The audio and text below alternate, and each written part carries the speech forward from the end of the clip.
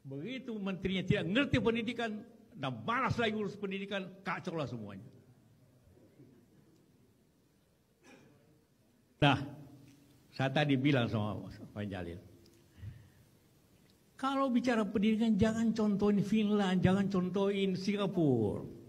Mereka penduduknya 5 juta, income per kapitanya 70.000. Kita penduduk 280 juta, income per kapita 4.500. Jauh sekali.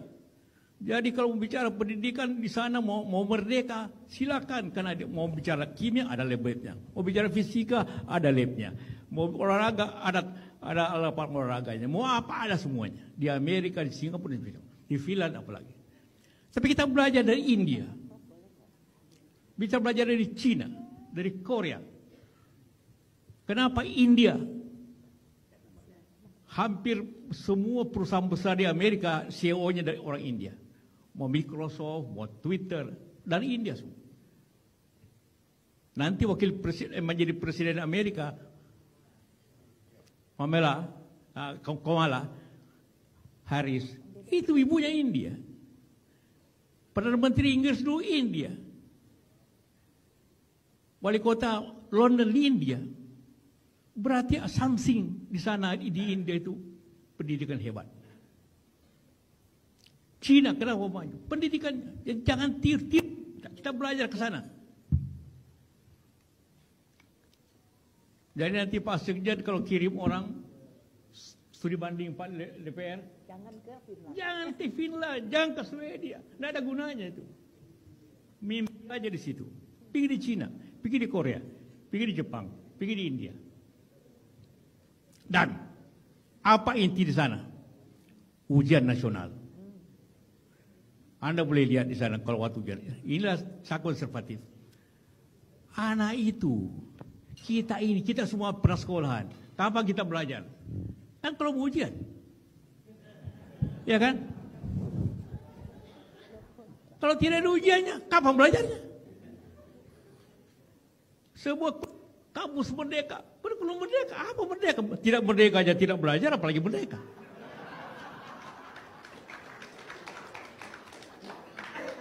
Dibantah kiri kanan, enggak saya bilang. Kita konservatif aja karena menghadapi 70.000 siswa. Bagaimana Anda merdekakan 70.000 siswa?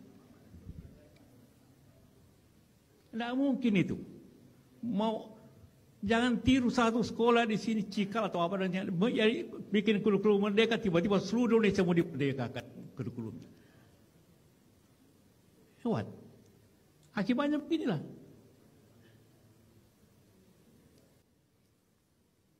Akibat ketidakmampuan. Jadi memang ini perlu seluruhnya. Jadi kita tidak bisa bicara hanya anggaran saja. Anggaran sekali lagi kita bicara anggaran. Sejarahnya bahwa pendidikan itu sangat penting. Semuanya selalu begitu. Tidak ada negara apalagi kita bukan tidak penting. Karena itu semua kementerian tokoh-tokoh pendidikan selalu memimpin pendidikan. Begitu menterinya tidak ngerti pendidikan dan malas lagi urus pendidikan, kacau lah semuanya. Saya kira Pak Sekjen lebih tahu dari saya tentang keadaan. Nah, jadi itulah yang kita, jadi untuk pemerintah akan datang, tolonglah dipilih menteri betul yang ngerti pendidikan. Yang ngerti pendidikan.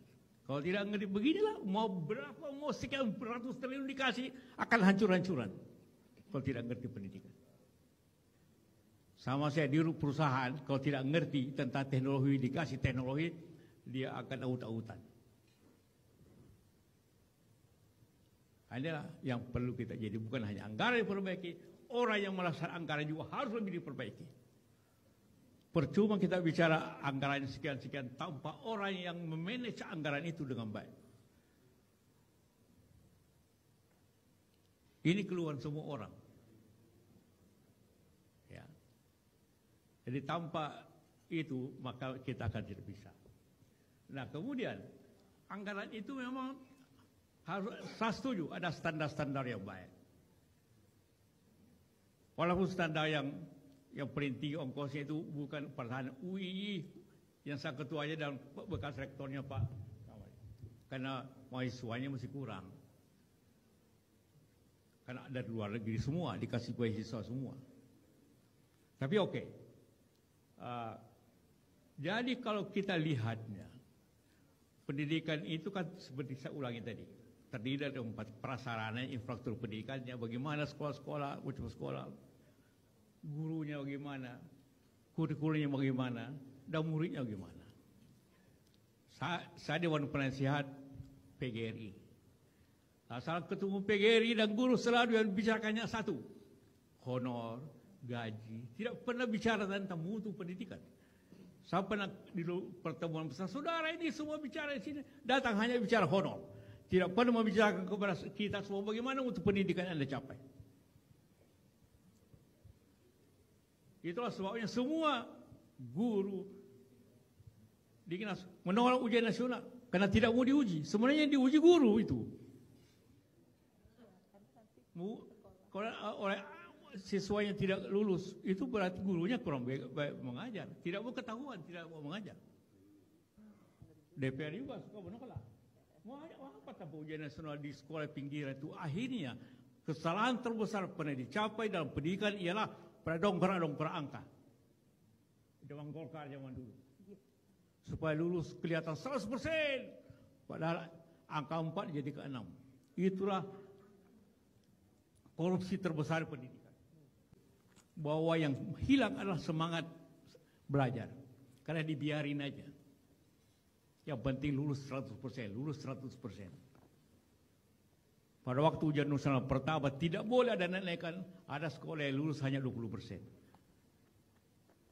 Itulah baru kita tahu mutu itu. Anggaran yang tidak perlu banyak.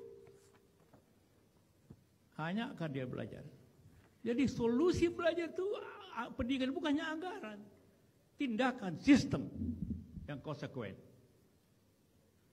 Dan sekali lagi saya katakan, kepemimpinan dan semua bidang pendidikan itu.